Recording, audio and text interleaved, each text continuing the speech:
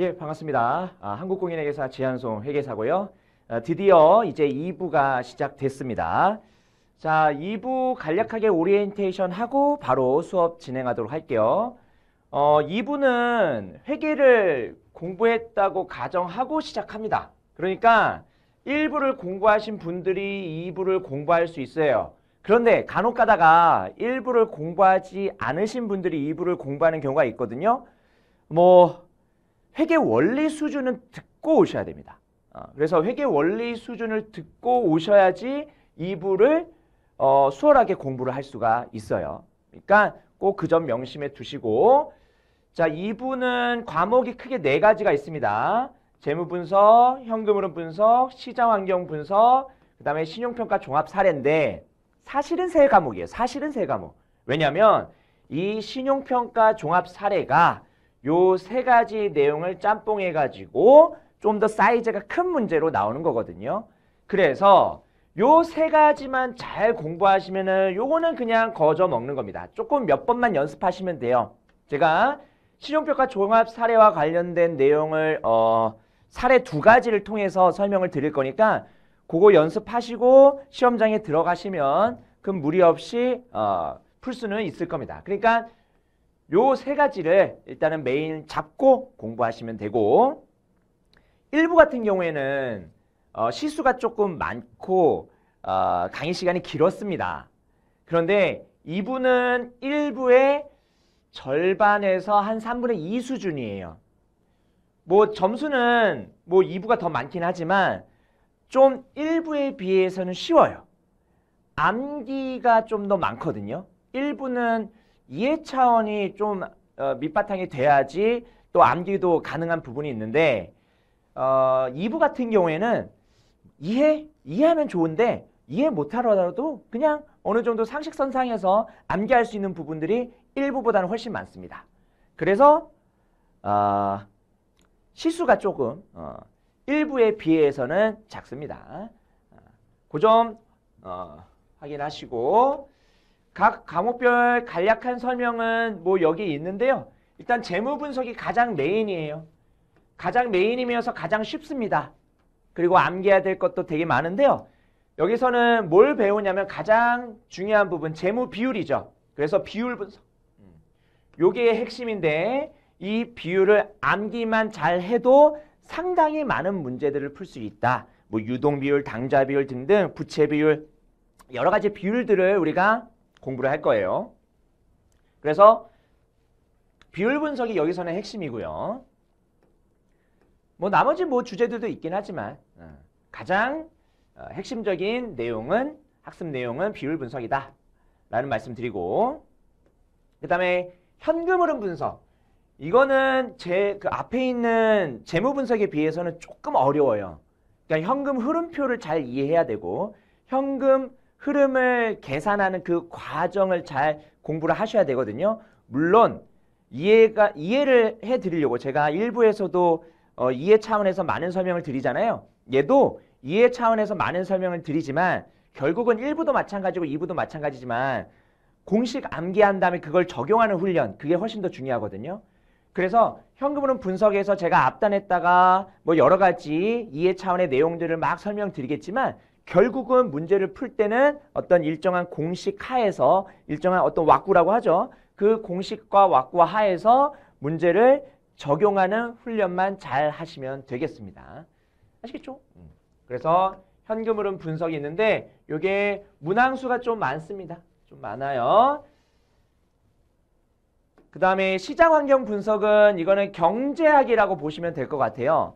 경제학과 그 다음에 일반 경영학이 나오는데 경제학 중에서는 우리가 미시경제학이 있고 거시경제학이 있지만 우리 신용분석사에서의 시장환경 분석은 거시경제학을 다룹니다. 거시경제학과 그 다음에 일반 경영학 내용들이 조금 나오거든요. 그래서 일반 경영학 내용들 경영진단 같은 거 수합분석이라든지 BCG 매트릭스라든지 등등 다양한 일반 경영에서 나오는 내용들도 좀 포함이 되어 있습니다. 결국 그 시장을 분석하고 산업을 분석하고 그 기업을 진단하고 이러한 파트가 바로 여기 있는 세 번째 파트라고 보시면 되고, 그 다음에 마지막으로 100점짜리 종합신용평가는 앞에서 배웠던 내용들을 토대로 해가지고 좀 사이즈가 큰 실제로 재무제표를 보고 그거에 따라서 그 회사가 어떤 상태인지를 한번 신용을 평가하는, 실제로 신용을 평가하는 사례 문제라고 보시면 되겠습니다. 보통은 여러분들이 1부를 떨어지고요. 2부는 합격해요. 그러니까 2부가 좀 더 난이도가 1부에 비해서는 쉽습니다. 그래서 만약에 2부를 떨어졌다. 그럼 그냥 공부 안 한 거예요. 1부로 떨어졌다. 그러면은 공부는 했지만 어떤 일정한 수준에 못 올라갔을 수는 있지만 2부가 떨어졌다는 것은 그만큼 시간 투입을 안 했다라는 거니까 2부는 여러분들이 시간 투입만 잘 하시면 충분히 합격이 가능하다. 아시겠죠? 나머지는 읽어보시면 되고 이제 바로 수업을 시작하도록 하겠습니다. 자, 재무 분석부터 할 거예요. 재무 분석 학습 가이드는 읽어보시고 결국은 이 재무 분석이라는 것은 나중에 비율, 재무 비율 요거를 암기하는 게 거의 5할 정도, 과장하면 한 7, 8할 정도라고 보시면 돼요. 그러니까 이 비율을 잘 암기하는 것을 일단 목표로 한다. 다른 파트에서도 시험에 나오긴 하지만 이 비율 암기가 일단 메인이 될 거다라는 말씀을 드리고 본격적으로 파트 1 재무 분석의 개요부터 수업을 진행하도록 하겠습니다. 자, 재무 분석의 개요입니다. 뭐냐? 재무 분석이라는 게 뭐냐? 자, 재무 분석에 대한 정의가 나와 있는데요. 자, 재무제표를 비롯한 회계 자료와 기타 관련 자료를 기초로 해서 경영성과, 그 다음에 재무상태. 자, 경영성과는 이거는 우리 회계에서 배웠던 손익계산서 생각하시면 되고, 그 다음에 재무상태는 BS 생각하시면 되겠죠. 그 다음에 그 원인을 규명하기 위한 분석이다. 그래서 그냥 기업을 분석하는 건데요. 숫자 가지고 분석한다 보시면 돼요. 근데 그 숫자가 재무제표, 회계자료, 그 다음에 관련 기타 자료들. 그러니까 회계자료뿐만 아니라 다양한 자료를 통해서도 재무분석을 할 수도 있다. 그러면은 이 재무분석 안에 범위를 보시면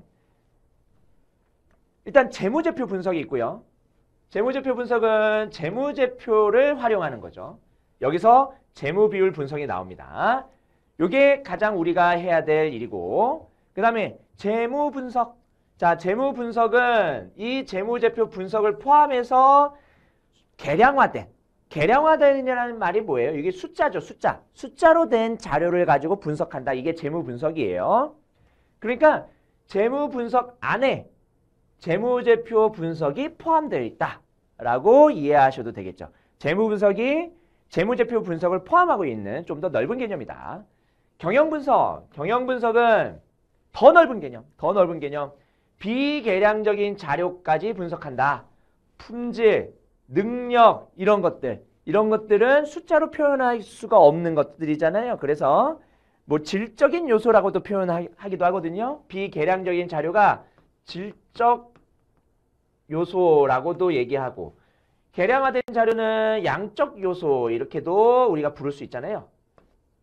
그래서 숫자로 표현되지 않은 여러 가지 질적 요소들까지도 우리가 자료를 분석해서 그 기업을 판단하는 것, 그게 바로 경영분석이다라고 보시면 됩니다. 그래서 경영분석이 가장 넓고 그 안에 재무분석이 있고 또 그 안에 재무제표 분석이 있는 거예요. 근데 우리는 재무제표 분석이 거의 메인이고요. 일부 재무분석을 배우고요. 경영분석은 나중에 시장환경 분석에서 배우니까 지금 우리 재무 분석하는 거 있죠? 재무분석 과목, 이 과목에서는 이 두 가지를 공부를 한다. 보시면 됩니다. 자, 그 다음에 우리가 재무분석을 하는 목적은 뭐냐? 자, 그 목적은요. 분석 주체마다 다릅니다. 일부에서도 간단히 봤지만 재무제표를 우리가 활용하는 분석 주체들이 있었거든요. 이 재무분석, 재무제표 분석을 포함한 이 숫자를 가지고 분석하는 모든 것들, 이 분석 목적과 분석 대상은 뭐냐? 자, 그러면 일단 분석 주체들이 쭉 나와 있죠. 경영자, 금융기관, 주주, 그 다음에 신평사, 그 다음에 M&A 관련자, 그 다음에 여기 있는 회계감사인이라든지 세무당국까지. 자, 그러면은 각각 재무 분석을 왜 하냐? 일단 경영자는요. 경영자는 뭐 하는 사람이에요? 그 회사를 경영하는 사람이고요. 그 회사의 여러 가지 활동에 대해서 의사결정을 하는 사람들입니다. 그러면 의사결정에 필요한 자료를 수집하기 위해서 재무 분석을 하는 거겠고, 그 다음에 경영하기 위한 계획을 수립하기 위해서 재무 분석하는 거 있고, 너무너무 당연한 거죠. 그래서 경영사의 장단점 분석, 그 다음에 수익성, 안정성, 요걸 두 가지 보긴 하는데요. 돈을 잘 버는지 아니면은 우리 회사가 안정적으로 계속 그 사업을 할 수 있는지 그걸 보는데, 뭐 둘 다 봅니다. 둘 다 보는데 좀 더 안정성에 관심을 가진다. 그래서 수익성과 안정성에 둘 다 관심을 가집니다. 재무 현황 중에서 수익성, 안정성 둘 다 관심을 가집니다.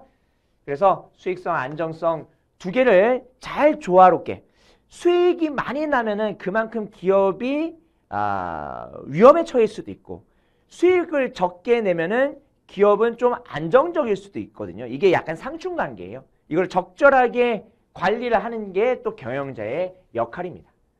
자, 그 다음에 금융기관. 자, 금융기관은요. 자금 차입처의 원금 상환 및 이자 지급 능력 파. 그러니까 금융기관은 회사한테 돈을 빌려준 은행이라고 생각하시면 되겠죠. 그러면은 은행 입장에서 내가 이자 그리고 만기 때 원금 잘 상환할 수 있는지 없는지를 파악을 해야 되잖아요. 그쵸? 그게 바로 자금 차입처. 자금 차입처가 어디예요? 회사죠, 회사. 그 기업의 원금 상환 및 이자 지급 능력을 판단한다. 돈을 잘 갚을 수 있는지. 그래서 우리가 수익성과 안정성 둘 중에는 좀 더 안정성에 치중을 하죠. 단기적으로는 그렇고 장기적으로는 뭐 수익성까지 같이 보겠지만, 그래서 유동성, 안정성. 자, 유동성은 뒤에서도 배우겠지만 유동성은 단기적 관점에서 이 회사가 가지고 있는 빚을 뭐 1년 이내로 도래하는 빚이 있을 수 있어요. 단기 빚을 잘 갚을 수 있는지, 이게 유동성이거든요. 나중에 또 설명을 드리겠습니다. 그래서 이 유동성과 안정성을 파악을 하는 거죠. 그게 바로 원금 상환 및 이자 지급 능력을 판단하는 겁니다. 그러면서 신용도를 분석하죠. 이 회사는 신용도가 높아, 이 회사는 신용도가 좀 떨어져. 신용도가 높으면 신용이 좋다라는 거죠. 신용이 좋으면 이자를 좀 낮게 해서 돈을 빌려줄 수도 있고요. 신용도가 낮아요? 좀 위험한 기업이에요. 은행 입장에서 볼 때, 은행 입장에서 돈을 빌려주려고 하는데 그 기업이 좀 안정적이지 못해. 그러면 좀 이자율을 높게 받는 겁니다. 그래서 우량 업체를 선정해서 원금 상환, 이자 상환 잘 할 수 있는 그런 기업들을 발탁을 하겠죠. 그렇고요. 금융기관. 그래서 금융기관에서는 단기적 관점과 장기적 관점으로 나눠서 우리가 볼 수 있지만 뭐 시험 목적상 그렇게 중요하진 않지만 그래도 살펴보면 단기적으로는 안정성, 유동성, 안정성에 조금 치중을 하고요. 장기적으로는 수익성까지 같이 본다. 그 다음에 회사에 투자한 은행 말고 주주들도 있어요. 주주들. 금융기관은 우리는 보통 채권자, 일부에서 배웠다시피 주주. 그래서 채권자랑 주주. 이 금융시장에서 기업한테 돈을 공급하는 자금 공급자의 역할을 하죠. 투자자들이죠. 투자자. 자, 그러면은 채권자랑 주주는 투자하는 목적이 살짝 다르죠. 채권자는 정해진 이자를 받아야 되잖아요. 그래서 그 회사가 이자를 줄 수 있는 정도만 딱 벌면 돼요. 근데 주주는요. 기업의 주인은 주주잖아요. 왜 기업의 주인이 주주예요? 기업이 돈을 많이 벌면 주주도 돈이 많이 가져가고, 기업이 돈을 적게 벌면 주주가 못 가져가고 이렇게 되니까 기업이 성장하면 성장할수록 주주의 수익이 커집니다.